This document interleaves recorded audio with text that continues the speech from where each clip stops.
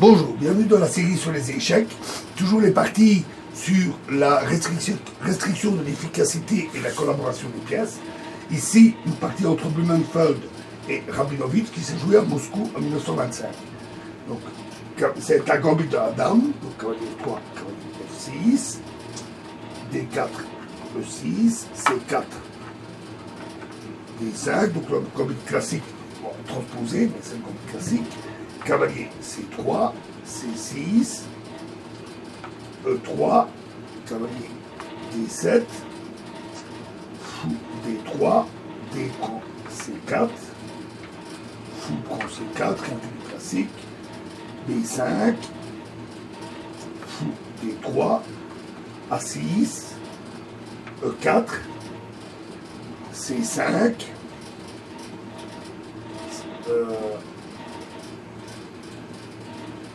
E5, C prend D4, cavalier prend B5,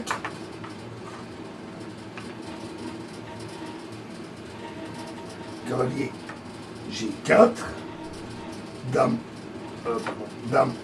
A4, dame B6, ce coup est une erreur, ce n'est pas un bon coup d'ouverture, B3, pardon.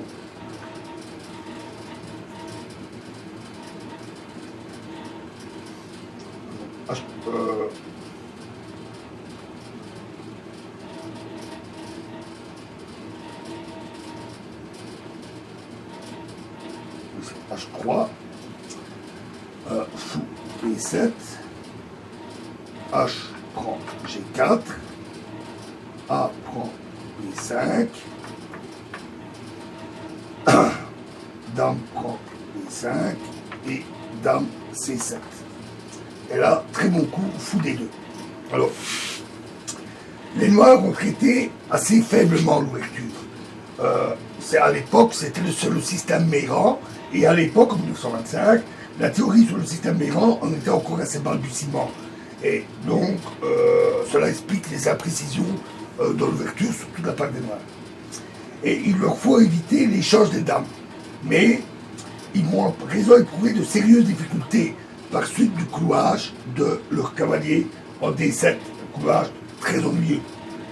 Et les blancs menacent tour C1, et les noirs doivent renoncer au double gain de pion qui s'obtient par fou prend F3, G prend F3, tour B8, dame A4, dame prend E5, le roi est ici, suivez-moi,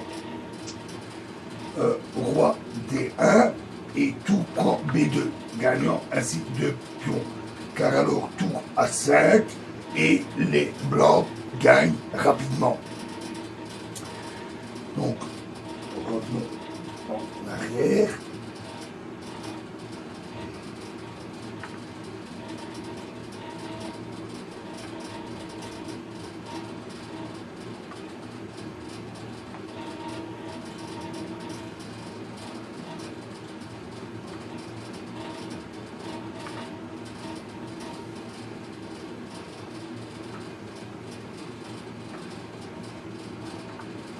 Voilà. Donc ils ont joué fou C6. Dame C4. Cavalier prend E5. Échange des cavaliers. Échec. Roi F1. Tour C8. Dame A6. Roi D7. Et tour C1. Alors, les blancs menacent déjà tour prend C6, suivi de fou B5, après la reprise par la tour, bien entendu, ce qui permettrait de clouer la tour. Les noirs ne seraient pas en mesure de se libérer de ce clouage mortel.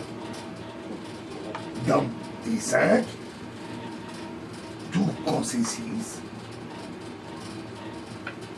tour prend C6, et fou B5.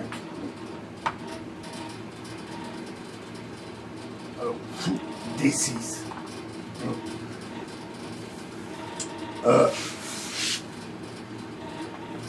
Il semblerait que après tour C8, les noirs peuvent consolider leur position. Mais les blancs disposent maintenant du Johnny manœuvre dans laquelle la déviation de la dame va jouer de la dame noire va jouer un rôle important. Tour H5, E5, dame B7, échec, fou C7. Alors maintenant, les intentions agressives des blancs se dessinent clairement. Après la déviation de la dame noire facile à obtenir en sacrifiant la tour en E5, le point d'appui C6 de C6 tombe et le roi noir se retrouve sous le feu croisé des pièces blanches. Dans la perspective de ce plan, fou A5 eût été le coup préparatoire le plus précis. Fou A5 ici. Après quoi, les noirs auraient dû abandonner sur la suite forcée, tour C8 et tour prend E5. Dans la partie, les blancs firent traîner un peu les choses, mais même ainsi, leur victoire ne faisait aucun doute. Tour prend E5, dame prend E5, dame prend C6, échec, et roi C8. On voit maintenant pourquoi il aurait été mieux de jouer fou A5, parce qu'alors, tour C8 aurait bloqué la case de fuite du roi. Et le roi n'aurait plus eu de case de retraite favorable. Dame A8, échec, fou B8, dame A6, échec, très bon coup, roi D8, et fou A5 qui se ramène enfin. Ici, les noirs ont joué fou C7. Alors, la fin aurait été un peu retardée par roi E7. Après, dame B7, échec, roi F6, fou C4, très bon coup, tour F8,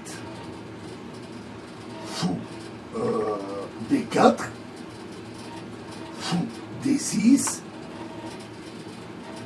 et dame B6, roi E7, et dame C7, échec, le fou étant cloué. Et c'est terminé pour les noirs. Remettons nos pièces.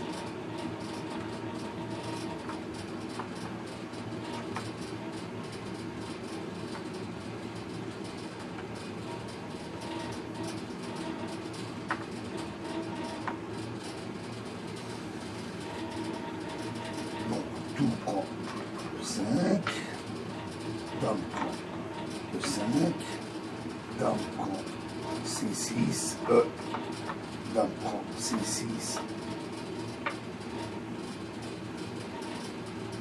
échec, le roi est ici, roi C8, dame A8, échec, fou D8, dame A6, échec, roi D8, et donc fou A5, échec. Donc ici, ils ont joué fou C7.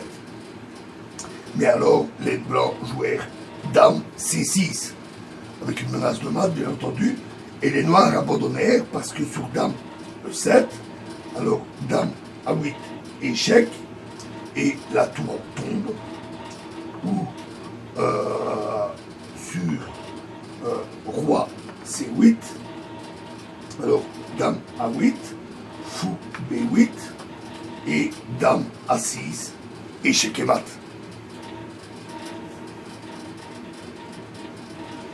Voilà, et prochaine partie dans la prochaine vidéo. Je vous remercie.